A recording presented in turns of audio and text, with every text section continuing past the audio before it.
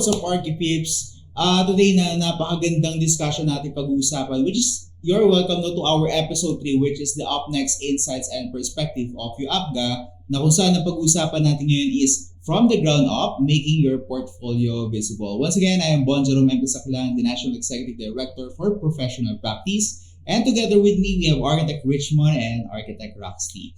So as part of our typical getting to know each other po, can you please introduce yourself? Right, so I'll go first.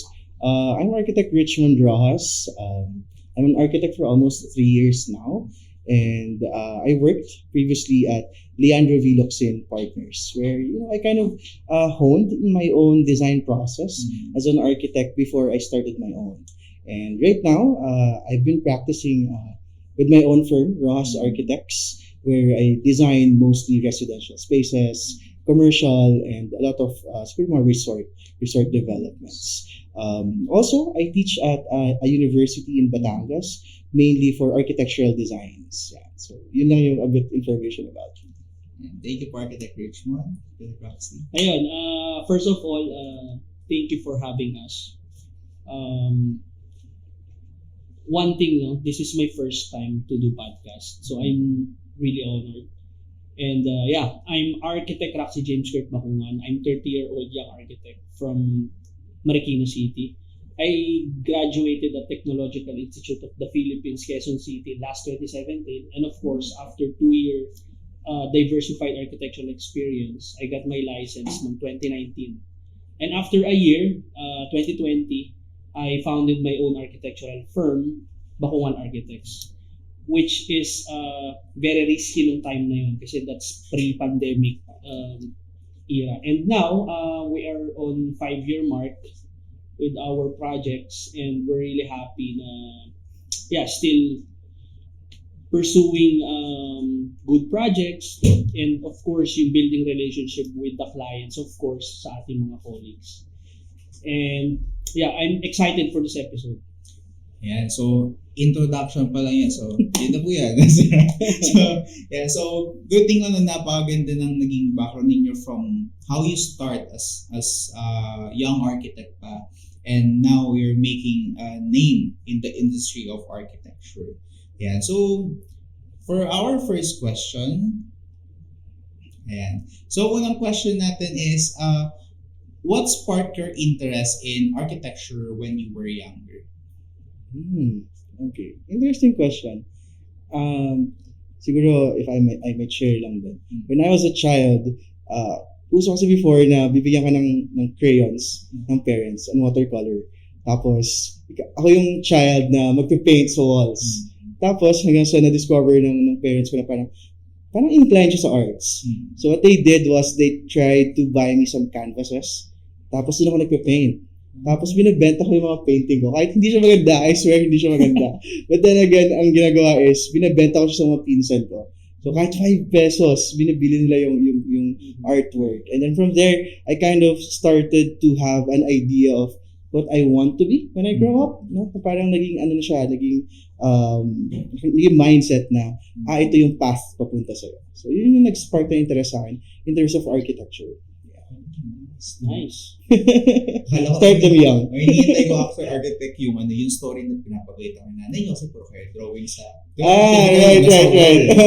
Puro artwork. Parang feeling ko naging supportive sila sa akin noon. Na parang instead na magalit, what they did, okay, nagalit sila doon sa pader. Pero sige, tingnan natin. Yung parang, that's the good thing about them na bigyan natin ng papel. Baka dito kaya yung gawin. Actually, since grade school, nalaman ko na sa sarili ko na gusto kong maging architect kasi meron tayong yearbook ng grade 6 and 4th year high school. So, I intentionally put talaga dun sa yearbook, I want to be an architect. However, sa family tree namin or sa bloodline namin, wala talagang architects or engineers or anything na related dun sa field. It's just so happen, parang na-hone ko rin yung skills ko. Kasi before, sa high school namin, merong 2-year vocational, which is I enrolled doon sa drafting. So parang nakikita ko yung sarili ko doing isometrics, orthographics, ganyan. And even doon sa handwriting. And yung uso nung grade school, yung pagalingan mag-lettering. Let's say, mga calligraphy. project in math, project in science. Roxy, pwede magpa-lettering sa'yo. Pero hindi ako nagpapabayad. Kumbaga parang, Out of passion. yeah, bigyan mo kami ng lettering ng ganito, cover page ng projects. So yun, parang na-establish ko na siya kaagad nung high school pa lang. To the extent parang ginagaya nila yung handwriting. Parang kami mga magkaka-classmates, parang iisa lang yung stroke ng hand pag nagsusulat. So tinuloy-tuloy ko siya. Yun doon, masasabi ko parang meron na talagang eye for architecture dati pa. Grabe yung story nila behind. Parang, na-imagine ko, parang, ano kayo share ko? Bakit ako nasa film ngayon ng architecture? So, din po kasi, actually, architecture is really not my choice. Since the first choice talaga is, gusto ko mag-business and also mass comm. Gusto ko mag-DJ sa radyo. Makes sense. Ito na So, yun. good thing, binigyan tayo ng Your chance. microphone ni Yoapga to do podcast. Pero, yun yung magbibigay ng payo sa mga broken, mga ganon yung mga kipuhan. Pero at least, good thing na you continue your, yung naging gusto na ninyo nung bata pa, na up to now, you're making names in the industry of architecture. And, pwede niyo po ba kami bigyan ng run through nyo sa early days nyo sa architecture? Right. Actually, siguro, contrary to what you've mentioned, hindi siya nagtuloy-tuloy sa akin. In my story, parang what happened was, okay, I'm inclined in arts, pero ano ba talaga yung gusto kong gawin? During high school, sobrang active ko in terms of theater. Yung mga gawa ng mga film, yan, doon ako tuntua. When I was about to graduate na high school, ang gusto kong course ay film. I swear, gusto ko yung behind the scenes, gusto ko yung cinematography, the videography, the music, the background, so all of that. Gusto ko naglalaro sa lights, sa sounds. But then again, typical Asian parents, wala daw pera sa art or sa passion, no? So parang I was like, okay, hindi ako papayagan mag film school. So sige, hanap tayo, ano pa ba yung pwede kong gawin? So in my first 2 years in architecture, I dreaded architecture. I swear, pinipilit ko yung sarili ko sa architecture na parang, pagod na ako mag-plate. Hindi ito ang passion ko. Alam kong hindi ako mag-grow dito. Yung lahat ng plate na ginagawa ko, I feel like I'm struggling so much. Na umabot sa point na ginagawa ko na lang ba siya para hindi na ako mapahiya. Na parang, ang dami na na-invest na pera, na resources, na time sa architecture. So, bakit ko pa tutuloy? Parang gano'n. Then again, pagdating ng third year, doon ako nagsimulang mag-fall in love sa architecture. Kasi doon ko na-discover yung digital architecture. Na-discover ko yung walkthrough.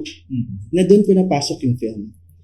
Parang, parang, okay, yung ginagawa ko sa architecture, at saka yung love ko sa film, ipakita ko siya through walkthroughs, through animation. So, ginagandahan ko yung cinematography, tapos may music. So, doon ako start na in love sa architecture, na I'm really so passionate about architecture na hanggang sa mamatay ako, this is what I want to do. Yeah. Grabe yung fire na nagbe-burn until now. Kahit may struggles before, I know na, ito yung gusto kong gawin. Even the connections nung once nyo Yeah. high school.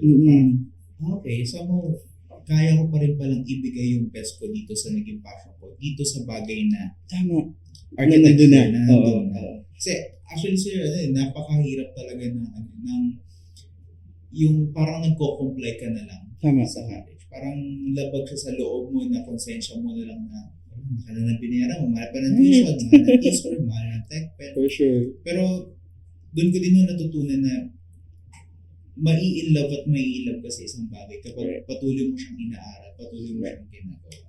So sobrang broad ng architecture, kailangan mo hanapin kung ano yung magpapasaya sa'yo. Yeah. Kasi kung hindi ka masaya sa ginagawa mo, you will not go far on what you're doing. Yun, speaking of in love, Wala. Sino in love? yeah, since I started my architecture school kasi 2011. Pero I finished the architecture course 6 years instead of 5 due to financial issues and concerns. So, yun, parang lagi ako may mga nadidelay na subjects. So, to the extent na compiled na siya ng 1 year na pala. So, natapos ko siya ng 6 years. Well, anyway, nag-spark yung interest ko sa architecture nung early years ko, nung first and second year agad. Kasi, I have this healthy competitive spirit in me kasi parang yung mga classmates ko, laging outstanding sa plates, 95, 97, and so on. And then I realized, parehas lang naman kaming first year and second year. But hindi ko kayang gawin yung kaya nila. Parang ganun. And then, at some point, sumali ako dun sa mga kaibigan ko, sa mga classmates ko magagaling. Para kahit pa paano mahawa ako ng spirit nila. Parang meron pang ganun. And then, all of a sudden, nung third year college na, dun na nag-spark yung design competitions. Dun na mas lalo ko na in love sa architecture. Dahil sa design competitions. Kumbaga, ang laki ng utang na loob ko sa design competitions. Kasi kung wala yun, parang hindi nag-extra fire pa yung spirit sa loob ko. So parang yun, may mga internal school competitions, may outside schools na, regional, national, and so on and so forth. Parang andun yung idea na ang sarap pala sa ganitong platform. And then, nadadala ko siya sa plates. Parang may healthy conversation kami ng mga classmates na minsan nagpapataasan ng grade, ganyan.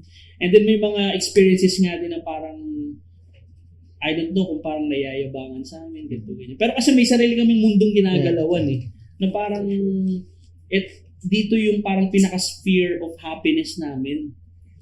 Grades, ganun. Parang medyo may pagka-grade conscious, mga plates, no? And then, yun, nagtuloy-tuloy siya hanggang outside schooling na up until now. Yun, that's why yun talaga, iba yung impact sa akin ng design competitions talaga. Yun, parang siguro yung continuation nun sa mga next questions na ayun, yun. Saka naging maganda sir yung yung bigay ng circle of friends talaga sa college. Paano siya magbibigay ng fire sa iyo to do more dun sa mga nakasanayan natin na ginagawa in the field of architecture. So, nung time na yun, sir, siyempre may iba't iba kayong hobbies na ginawa. Like, kayo, sir, sa film, sa walkthrough, doon niya siya na-apply. Kayo naman, sir, when it comes to the design competitions, doon siya pumasok. Before you became a professional, do you ever imagine what your portfolio would look like? Like, paano nyo ngayon? Kasi, portfolio is, parang ito yung way, how are we going to court the company na gusto nating puntahan once we graduated sa college? Meron na ba kayo, okay, minimal lang siya, hindi gusto ko extravagant yung portfolio ko? I think I can... Sure. So, at first, akala ko yung portfolio, compilation of works lang. Just compile or your past works sa academe, after graduation. Akala ko ganun lang siya. And then I realized after kasi ngayon nasa 5th or 6th year na ako ng private practice ko, hindi pala siya ganun. Kumbaga, you must need or find your identity rin or your brand. And then, yung mga compilation o yung mga selected works lang yung dapat mong ilagay sa portfolio. So yun, and then ngayon, hindi ko naman sinasabing foolproof na yung compilation ng works ko. Kasi ngayon, up until na working in progress pa rin. So masasabi ko, yun ang definition ko nung sa portfolio. Representing your portfolio na rin. Right. In relation to that, maganda yung nasabi ng architect kasi your portfolio is not technically yung PDF na ginawa mo. For me, or similar with him, your portfolio is yourself. It's your branding. It's important that you realize ano ba yung gusto mong maging architect na pinapakilala mo sa tao. And going back to your question, this is before pa, di ba? Before pa maging professional. So, yung only mindset ko lang before I graduate, siguro pagdating ng mga 4th year, 3rd year, ang gusto ko lang is, kailangan sobrang ganda ng portfolio ko at branding sa sarili na dapat kasama ako sa top 1 to 10 architecture firms. Doon lang dapat. Parang yung mindset ko noon, hindi ako magtatrabaho kapag hindi sa top 1 to 10 architecture firms. Ganun siya. I mean, close-minded ako before, during that time, kasi parang sobrang sinasarado ko yung sarili ko to that box. But then again, that's how I kind of built myself up. Na parang, okay, kung gusto ko mapasama sa top 10 architecture firms, what kind of branding do I want to do with myself? So I kind of started to present my plates better, na parang, I'm imagining na ipepresent ko siya sa principal architect ng ganitong design firm. Ano yung magugustuhan nila? So doon pa lang inuunti-unti mo na yung pag-build ng portfolio. Step by step, I feel like it's a process. Hindi siya kayang i-cram overnight na mostly gagawin mo siya na, okay, ganito ako tomorrow. Hindi ganon. It's a step-by-step process na you kind of want to understand what do you really want to show to these people. Adding to that, no, parang feeling ko yung portfolio hindi siya natatapos eh. Tama. Hindi siya natatapos eh. Parang yung feeling mo ngayon 2025, maganda na yung portfolio mo. 2030, 2035, iba na rin yung Iba yung hinahanap na. medyo may cringy part na pag binalikan mo. Ito ba talaga yung portfolio mo, di ba? Pero yun, it's still an interesting process kung paano mo siya itutuwik to your brand, into your own legacy as well. Yun.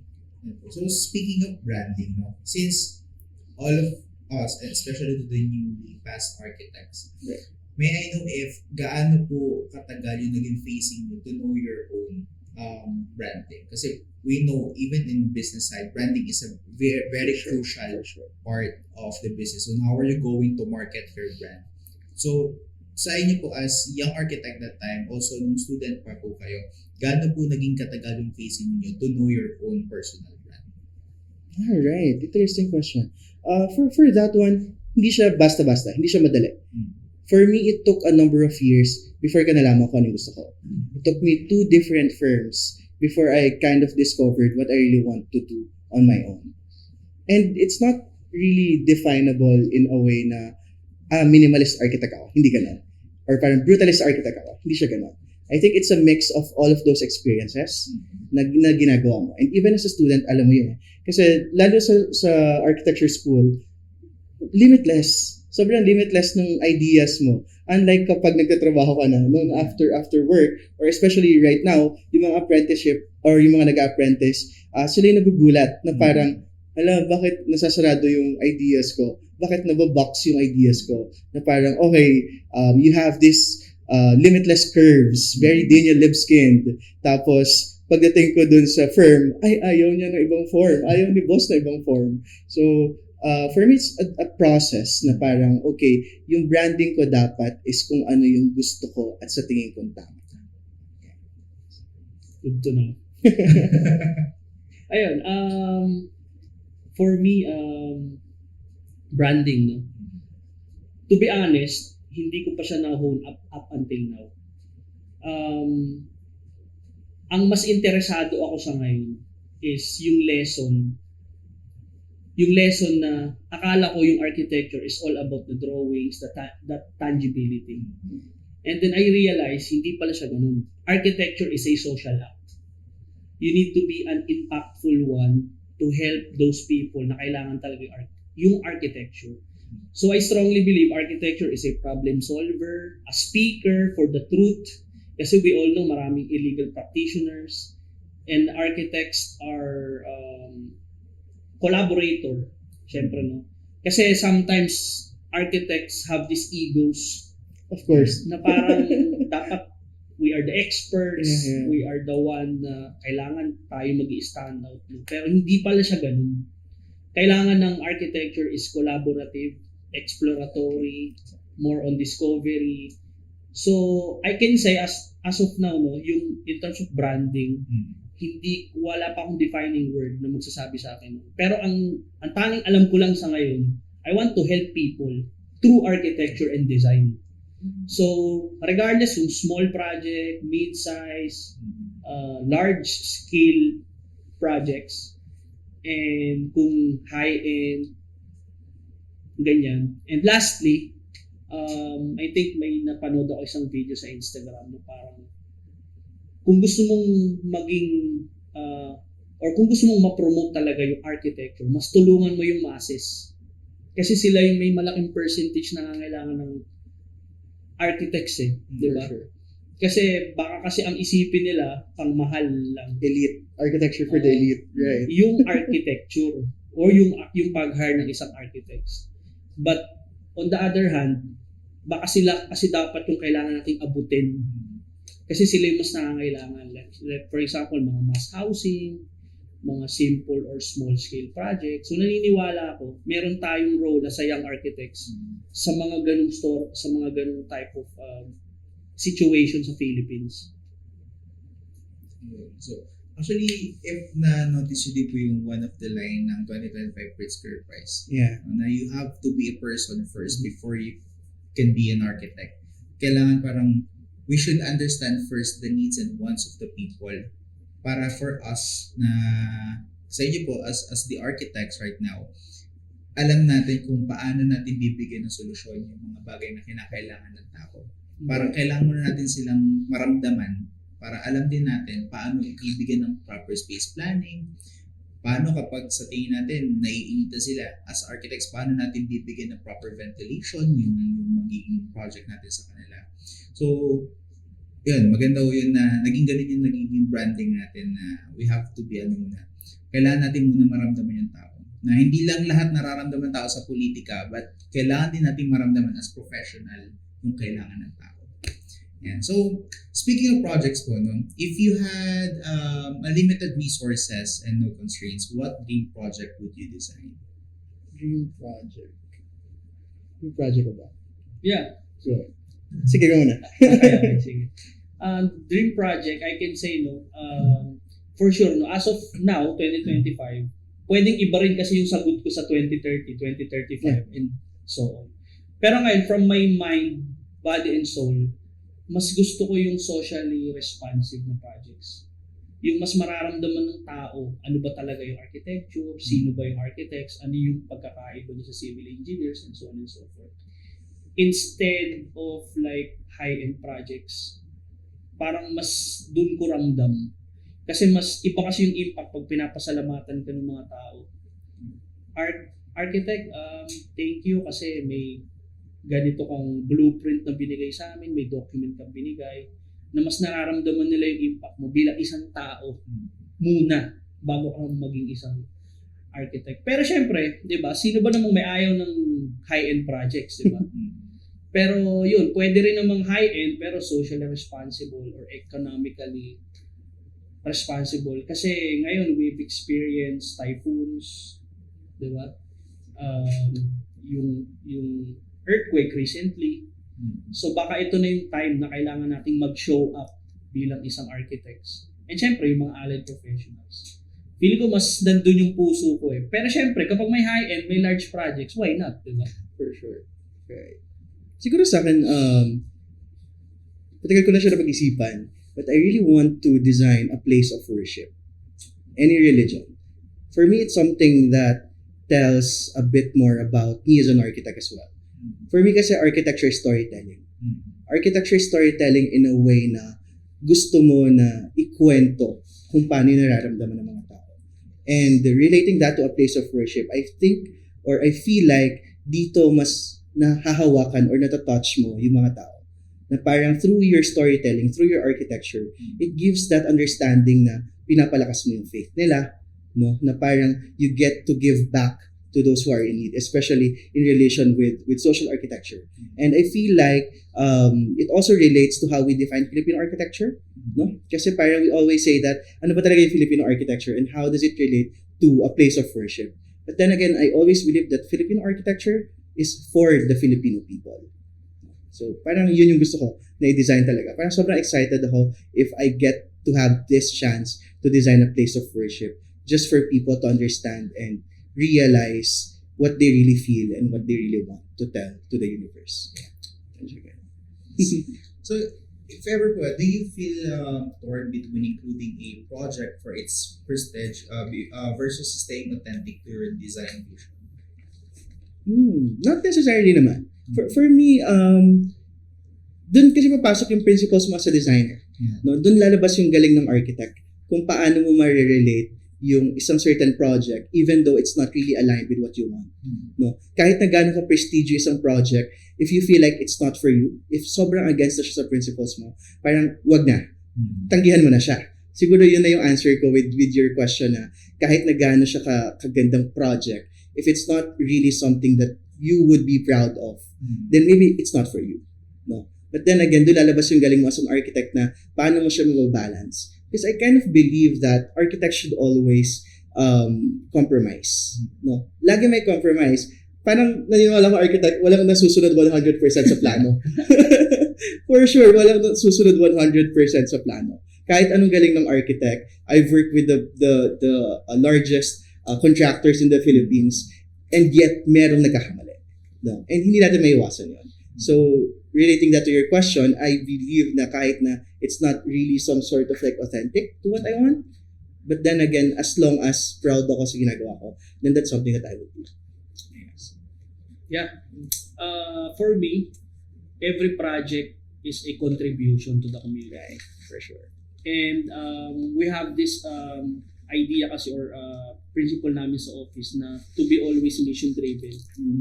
Regardless kung small or big talaga yung projects. As long as na-fulfill namin yung people na isa-serve namin, yung community na isa-serve namin.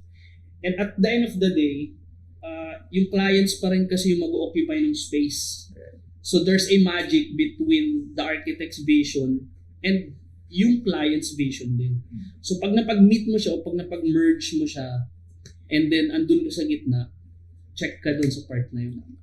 Pero syempre, at the end of the day, may mga instances din kasi na paminsan hindi mo alam kung saan nag-uugat yung problema eh. Kung sa vision ba ng client or sa budget ba ng client, sa context ba, sa storya ng project, sa yun, and so on and so forth.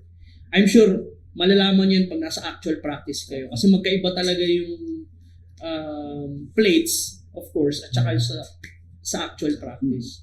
So as long as na may meron talaga kaming sinuserve na people na swak din dun sa mission or sa drive namin, check tayo dun sa part na yun. And I strongly believe, so far wala pa naman kami projects na conflict din dun sa mission namin, na parang kung gusto niya may certain view, parang certain style, minimalist or something, wala pa naman. Pero yun, the mission still continue as long as na may projects.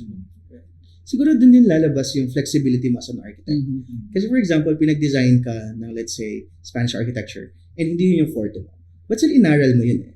You still have that some sort of like power as an architect.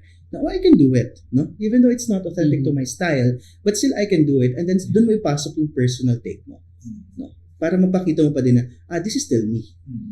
Yeah, siguro ganun nga siya. Flexibility. Para babigyan na din natin ng highlights yung mga nasa UAPSA.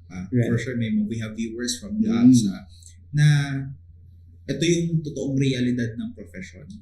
Na kung ano yung gusto nyong design nung college kayo, nagagawa niyo siya free, no? nang hindi kayo nag-aalinlangan sa ganitong bagay, sa ganitong bagay, sa ganitong bagay.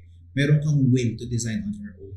Pero in reality, once na nakagraduate na kayo, once na you're in a profession, architect na kayo, na licensed and registered architect na kayo, the reality is, ang masusunod talaga ilagay is si client. Or minsan din kasi, di ba, parang minsan si client, minsan naman hinahayaan ni client si architect to design kung ano yung design vision ni client. Kasi actually minsan na for sure sa pagma-market na mas kung minsan si client natin, nakita ko yung design yung architect, ang ganda. Yun yung maging gusto ko na design ng bahay. Diba? Parang yun din yung is one way na paano natin na ma-market yung gusto ni client dahil dun sa mga previous projects na meron din.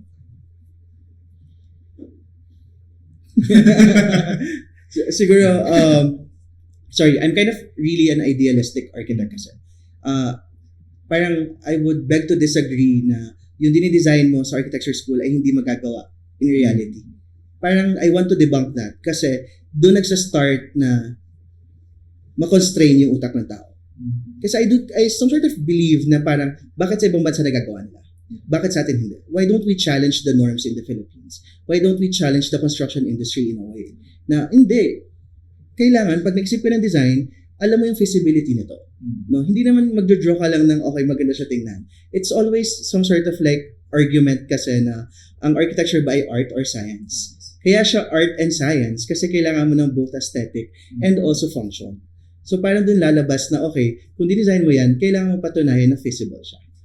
So parang ayoko na i-constrain yung utak ng bata na yung mga design mo ng college ay hindi mo magagawa in reality. Yeah. As much as possible, dapat gawa ng paraan kung paano mo siya magagawa. And also, of course, balance pa din naman.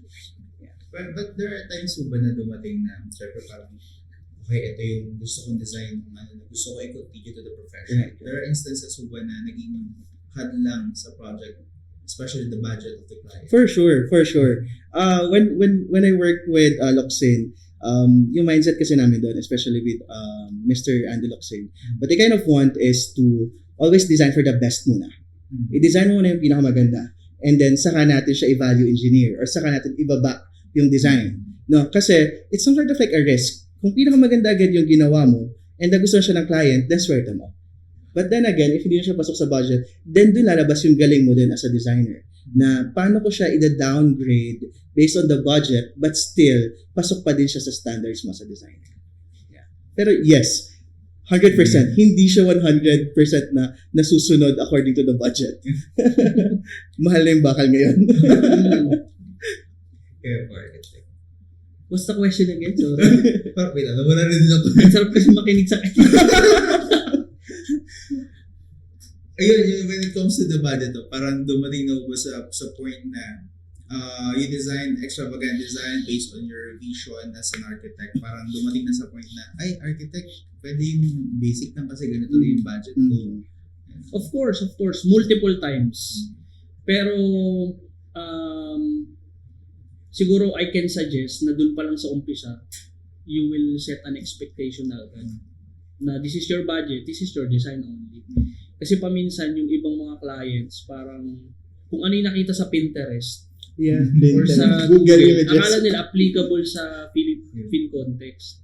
Wherein, syempre, yung mga selection of materials, yung topography, and other aspects pa, lahat yun computed and lahat yun tabulated specifically for you. Yun, again, the flexibility, yung vision mo, paano mo i-curate lahat. Na pag nag-merge lahat ng ideas nyo will form into a masterpiece. No? So, yung architecture or yung form finding, hindi lang siya natatapos dun sa extravagance no? Exterior or the exterior. form. Maraming sangkap yun. And I can say, paminsan, simplicity is the best. Minsan parang ang dami mo nakikitang extravagant sa labas. Pero ito lang pala yung solusyon, di ba? At the end of the day, functional pa rin naman yung house. Happy naman yung client. So, check tayo dun sa part na yun. Despite of those things po, meron pa po bang big challenge na dumating sa firms ninyo or sa profession na, okay, architect na ako, ito yung pinakamalaking challenge na dumating sa akin na kailangan kong solusyonan? Kailangan solusyonan. Medyo mahirap. Sige. Isipin natin yan. Go. Sige. May nagpape. Ako, I have two big challenges. Number one ngayon, yung convincing part. Parang ikaw, as an architect, ang dami mong idea in your mind na parang ito siya, ganito siya dapat. Pero pag pinaresent mo siya sa client, magkakaroon ng cut. Magkakaroon ng trimming down. Na parang architect, ito lang kasi dapat, hindi ko trip tong kulay na to, tong texture, and so on and so forth. So yung convincing part, wherein, of course, aral mo naman siya, di ba, scientifically, yun. In short, naaral mo naman siya. It's just so happen, pagdating sa client, cut tayo, reshuffle, rearrangement ulit. So, up until lang, kinakaharap din namin yun ngayon. Pero, syempre, it's part of the job, tama. Kasi, boring yung profession pag walang ganun. Walang Diba? challenge. Hindi naman laging lahat approve agad, di ba? Parang, mas nakakakaba pag di ka na kinakabahan. Right. Mas nakaka-pressure pag di ka na nape-pressure. So, feeling ko, ganun din talaga dinesign yung life. Di ba? Meron talagang ups and downs. And the second challenge is yung market, yung competitive market. Kasi syempre, ngayon, we are I think 60,000 ba? 60,000 registered and licensed architects. And Dami hindi na. naman lahat active, di ba? Hindi naman lahat active. And syempre, happy ako na syempre, lalo't ngayon, syempre, na-approve na yung bill natin na architects na lang pwede mag-sign for architectural documents. Happy ako na na-amplify na yung big voice. Lalo syempre sa mga non-architect people or sa mga walang alam sa field natin, di ba? Yun, bakit competitive market? Kasi syempre ngayon, parang kapag wala ka pang na-build na brand or name or identity for yourself, matatawag ka kasing generalist. Which is, kapag generalist ka, parang jack of all trades, master of none. Baka pwede silang magtanong din sa ibang generalist din. Right. Diba? So parang umiikot-ikot sa inyo. Pero I'm still happy kasi mas maganda sa architect pa rin siya nagtatanong. Diba? And syempre ako, soon, gusto ko rin magkaroon ng from generalist, maging specialist. Kung ano man yung core na gusto ko talaga or yung framework na gusto kong tahakin for the rest of my career as an individual and as an architect. Yun. So that's 2 current challenges. Baka next year's iba na to ulit. Diba? Siguro sa akin time, in a way na yung generation ngayon, or sorry, the current situation that we have right now, gusto ng lahat ng tao mabilis. Parang minamadali lahat. Yes, there is pros and cons to it. But then again, parang sa akin, architecture is still an art form. So, kailangan mo ng time to spend thinking about it. No? And, naniniwala ko na, yes, kaya mo madaliin ang design, but then again, you some sort of lose the quality to it. Minsan. No? And it's a challenge kasi yung mga clients ngayon gusto nila mabilis. Itatayo na agad natin yan. Itatayo mo kailangan 6 months. Go to story. Grabe naman. As in, ganun yung timeline nila. And then, if you're not really competitive enough about it, they will look for other contractors and architects na parang, okay, hindi mo kayang gawin in 6 months, hanap na ako na iba na kayang gawin. And then sometimes, hindi naman sa pagano, minsan bumabalik sila dun sa totoong architect na una nila nakausap kasi nagka-problem sila with that 6 months. No? So, I feel like it's one of the challenges right now that we have to some sort of like address as a profession na parang as architects, we should make these people understand more about our process. Na parang worth it yung binabayad nyo because we really think about it. No? Na we need time for it. So, yun yung nakikita ko isang challenge. So ngayon po, since you have presented your branding, you have presented your ideas in the firm, how you work as an architect. Syempre ngayon po, still there are new graduates na still looking for an architectural firm and still hinahanap pa nila sa sarili nila if usok ngayon kasi sir yung mga anxiety na overthink sa mga graduates natin kasi at some point in reality ng kabataan ngayon nandun yung pressure For sure. sa kanila na sabi nga ng Bini ng buhay hindi karera pero we have to really push, diba? We have to really push forward to ourselves kasi maraming aspect kung bakit nagiging ganun yung karanasan nila. And now, for us to help the graduates and also for us to help the future graduates sa industry in architecture, ano po yung mostly na hinahanap ninyo sa portfolio ng mga apprentices? Right. Interesting. In my term sa firm, in Luxen, nag-interview ako ng individuals who want to apply for a certain position sa firm. So, kasama ako sa panel. And of course, it's really portfolio that we really look for. And yung tinitingnan talaga namin sa portfolio nowadays is yung identity ng tao. It's not about the good renderings. It's not about the best detailed planning. Hindi siya ganun. Ang sa amin, ang hinahanap namin is how do you represent yourself? Kaya nga maganda yung topic kanina na inumpisan about branding. Ang gusto namin is makita kung gaano ka-authentic. No, ano yung kaya mong dalhin sa table? Kasi these are all great individuals. I swear, the competition right now is intense. Kailangan cum laude ka, kailangan nanalo ka ng competition, kailangan ganito yung pinagalingan mo school, no? And it's really a competitive industry in a way na ano yung kaya mong i-offer na unique. And ikaw mismo, hahanapin mo yung sa sarili mo. Siguro one thing lang din, siguro this is a pro tip lang din, or not a pro tip naman, this is something that I did. My portfolio, it's not what your typical portfolio looks like. Yung sa akin, ginawa ko siyang parang magazine type. So, meron akong sheets na isa lang siyang picture ng rendering, like aerial perspective lang. Tapos the next slide, ano lang siya, upuan. Parang gano'n. No? So, parang, it's some sort of like a storytelling na parang yun yung naging difference sa ginawa ko from doon sa mga nakasabay ko. Kasi yung ginawa nila parang, okay, may floor plan, mayroong section, tapos may perspective, parang naka-boards. So ngayon, pagandahan na ng render doon. Hindi ko kaya makipag-compete sa ganon. I'm not really the best in terms of the outputs. So, ang ginawa kong element is, paano ko siya mabibigyan ng atake na it's unique, it's some sort of like distinct.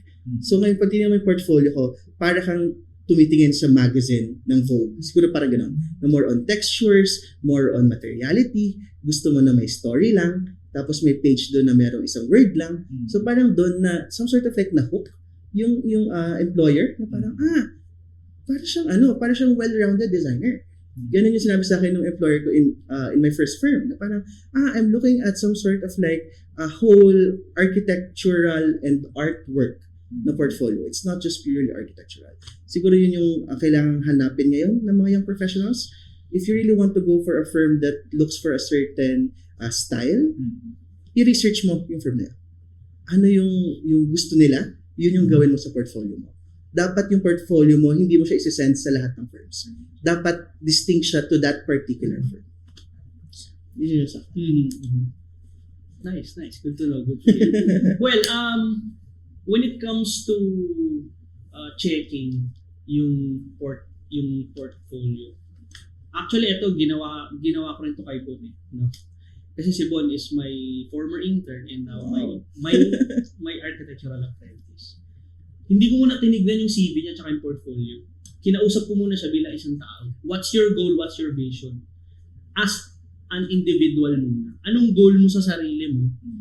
Saan mo nakikita yung sarili mo 5 years from now? Pag nagkasundo tayo doon, tsaka natin pag-usapan yung portfolio. Kasi ang hirap nung parang nag-uusap lang tayo for the sake of employer-employee.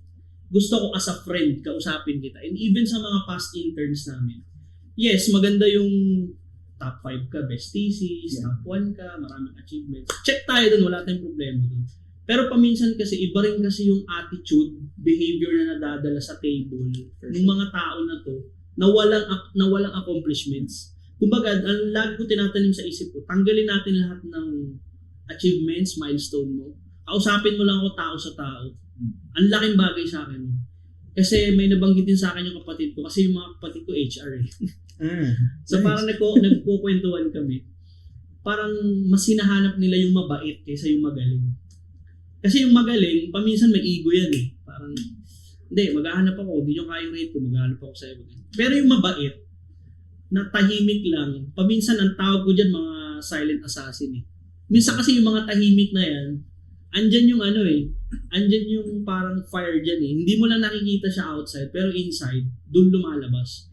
And ako kasi, I'm very fan of mentoring selected people na naniniwala rin sa akin. Right. So, before na may mga invitations din as a professor, kaso may masteral na dapat mong kailangan tapusin bago ka mag-teach. Pero mas gusto ko yung closed room, like-minded people, same spirit, same enthusiasm sa ginagawa. So pag nahon ko yun, pag nahanap ko yung sphere na yun, yung core na yun, tsaka natin pag-usapan yung sa portfolio. And nandun na yung typical checking. Maganda rendering, floor plan, and so on and so forth. Pero balance pa rin dapat. Next na yung technical aspect na. Mauna talaga. Yun lang talaga ang yun lang yung hindi ako yung tahimik. Ako yung pinakamadalas. Kasi nabanggit na ni Architect Richmond yung yung about sa technicalities, architectural stuff eh. So doon na lang muna ako siguro nag-focus sa attitude, behavior, goal, vision. Ayun. And also siguro maganda din yung i-add natin na siguro in every institution, in every universities, magandang aspect na magkaroon muna ng initial interview. Parang, I don't know if sa mga universities po, sa TIP kasi to give view in TIP, meron kami tinatawag na career center. Really? It's a way of... Same school ka na, no? Right. It's a way po na paano namin i-prepare yung mga incoming graduates papunta sa tunay na Sana all may ganyan. Actually, magandang aspect siya. And isa din po kasi ako sa part ng career center. Okay. So, I'm one na nag-i-interview sa kanila, sa mga engineering, sa architecture. And siguro yun din yung naging kulang ng mga school natin. Paano natin i-prepare yung mga graduates natin bago sila pumasok sa mundo ng field na pinapasukan nila. And mas maganda na at some point, ma-ready na nila how they explain themselves, paano nila explain yung portfolio nila, their CV.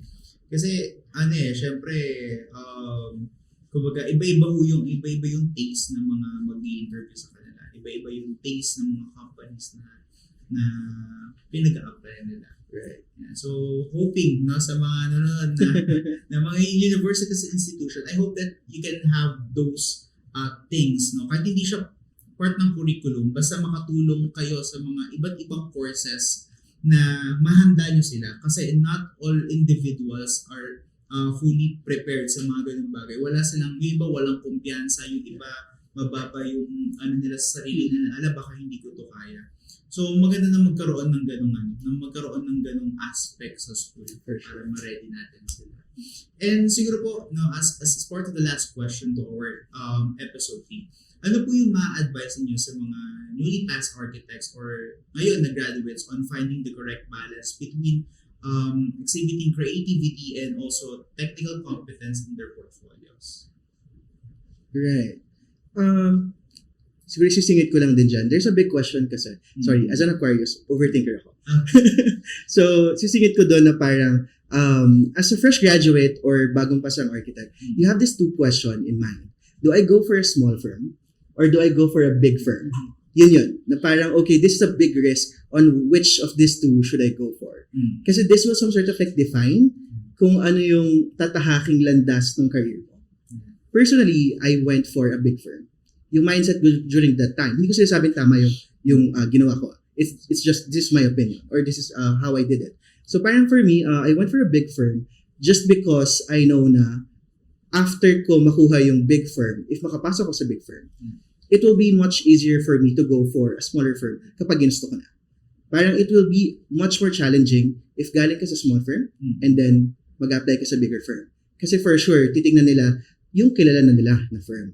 No? So this was some sort of define, but then again, merong pros and cons. Kasi when you go for a big firm naman, limited naman dito yung experience mo. No? The scope of work is really different. No? If you go for a smaller firm, for sure, madami kang mahawakan. Lahat doon, from start to finish, even pag-apply ng permits, magagawa mo yun. But in bigger firm, hindi siya ganun. So it really depends on your priority as a designer, as an architect, or an architecture apprentice. Doon papasok, ano ba talaga yung gusto mong gawin? Kasi personally ako, ayokong mag-site that time kasi maiinitan ako. yun yung isa sa mga concerns ko. So, alam ko na designer ang mindset ko. What I want to do is to do architectural design. I want to do office work. So, I applied for Vision Arc. Vision Arc got me. So, doon nangyari yun. And then, sakto, sa Vision Arc, naka-departmentalize kasi doon. So, what they kind of do, you have your design department, you have technical department, and then project management department. Tapos, doon pa lang, yung portfolio ko, going back to your question, naka-curate siya in a way na this will some sort of fit the designer aspect.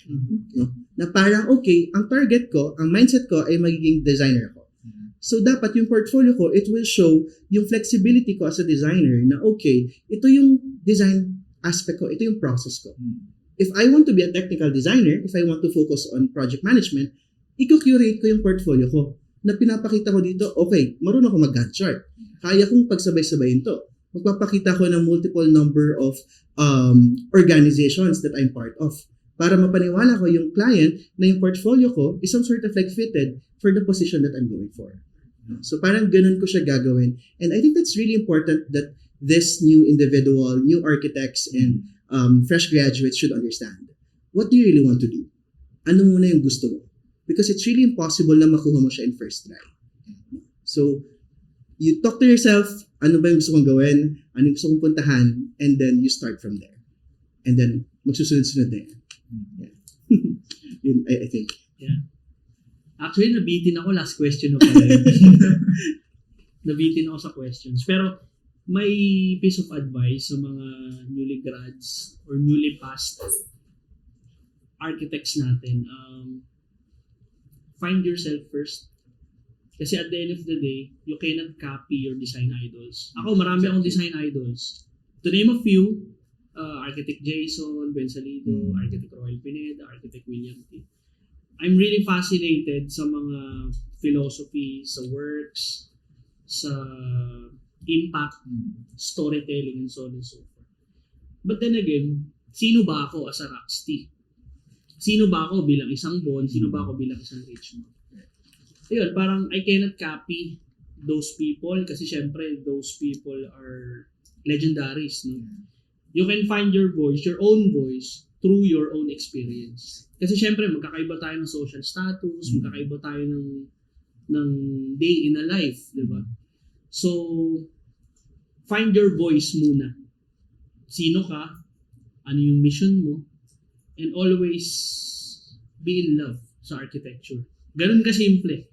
Araw-araw kung ma-in love sa profession, nararamdaman mo na yan effortlessly, naturally, kung para sa'yo talaga. Kasi may mga classmates din ako before, may mga batchmates, nag-shift into ibang Different courses. And, syempre, hindi naman natin masisi. Yeah. Depende sa mission or sa drive or kanya-kanyang storya ng buhay.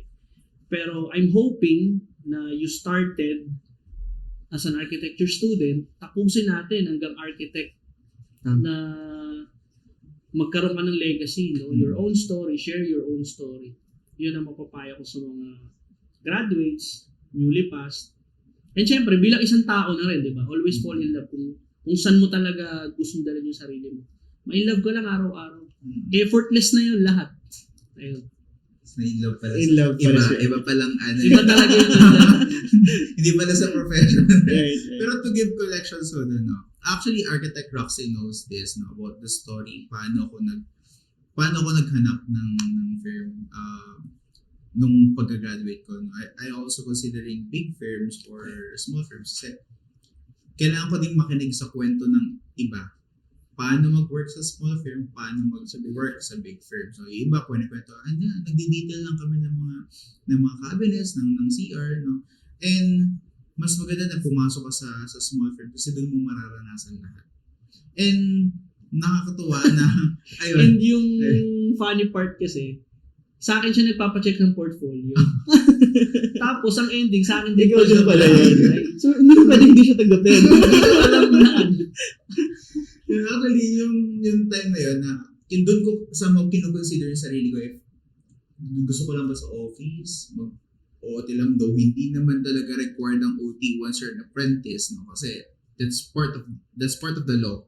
No, I hope you could get to know that and be familiarized with that. But pagdating sa ganung bagay na kino-consider ko, okay, make sa site, from ground zero, client meeting, paano ko i-present yung client, which doon ko totally na-enjoy.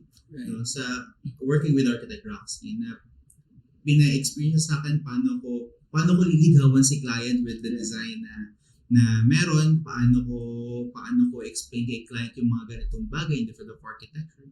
Okay, ngayon, pag nasa site na, paano ngayon namin bibigyan ng solusyon yung problema na meron sa site. So magandang yun. So ano sabi ng Architect Roxy, kilalanin niyo yung sarili niyo kung ano yung mga bagay na gusto niyo mangyari in the field of architecture. Kasi doon yung masasabi sa sarili niyo if you're really in the corporate world or really in a small firm. So that's napakaganda nung kung isa-sum up natin lahat, naging magandang discussion natin, no? Especially on portfolio, when it comes to branding, hindi lang sa branding ng portfolio, branding on our personal life, no? Also sharing, no, yung stories sila Architect Richmond and Architect Roxy, no, sa paano sila nagsimula going to the profession na meron sila. And also, hindi lang sila working as an architect, but they're also known, no, in the industry of architecture. Si Roxy lang. Okay. Humble pa. Pero in that's the reality. So, doon natin nakikilala sila, no, ngayon na, kumbaga, meron na silang napapatunay in the industry of architecture. Not just their names, but also how are they going to solve problems and also to help the community in a way na gagamitin natin sa architecture. For sure. So, congratulations po, Architect Richmond and Architect Roxy, no? Any last words po sa inyo na ma-share ninyo sa amin, sa newly passed na architects and also to our graduates? Right. Siguro last words for me. I want people or architecture students, and architects, young architects, to challenge the norms. We should unfold possibilities. Personally, as an architect, after my stint to these firms, I went to law school. I'm currently in law school right now.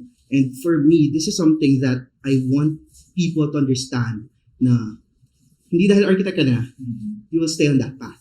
You can still improve on that path.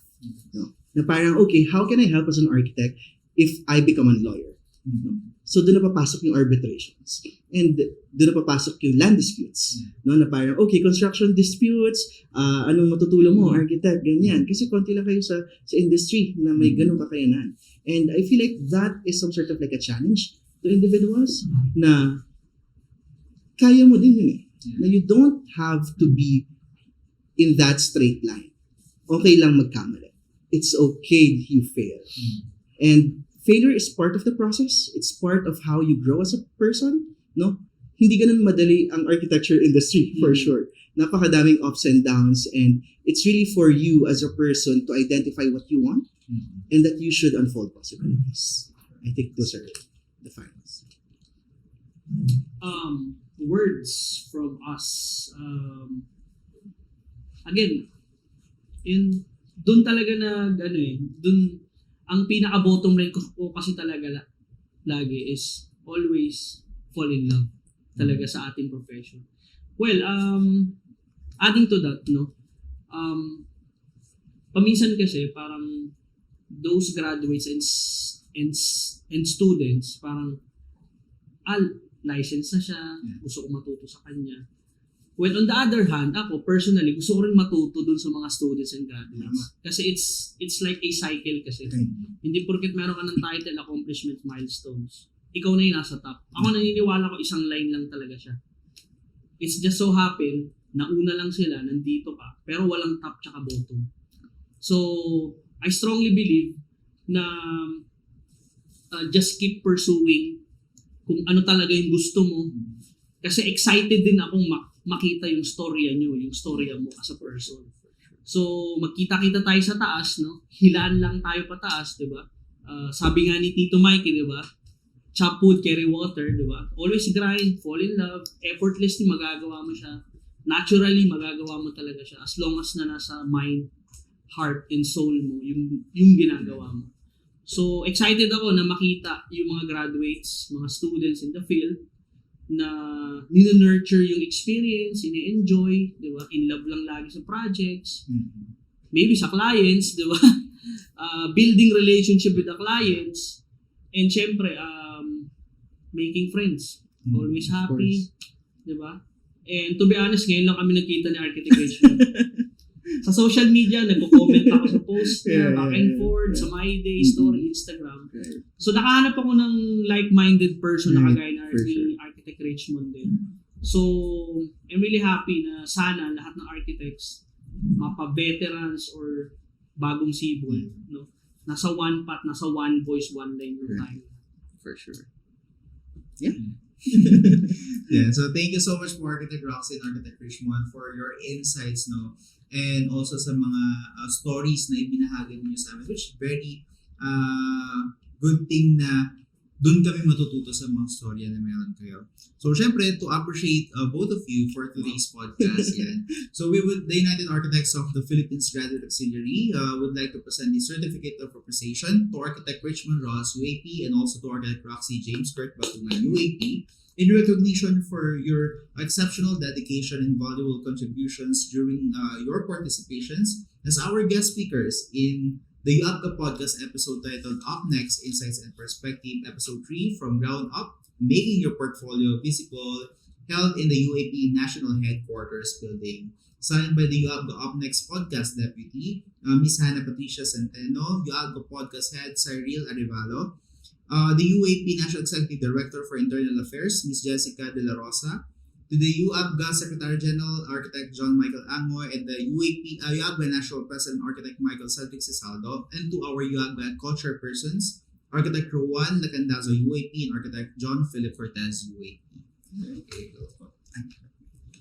Thank you. Yeah, so congratulations po, architects, and we're very excited and looking forward sa next journey no na mahaharap no sa industry ng architecture. And syempre to our kayo APSA and to the fellow sa UAP no ng mga architects and professionals, we are very excited na mas ma-look forward pa natin no, to showcase the stories and also yung matututunan pa natin from anyone. Sabi nga, we have one line, no? Kailangan marunong tayong makinig sa kwento ng bawat isa para dun din tayo makakwento. Either mas bata ka or mas matanda ka.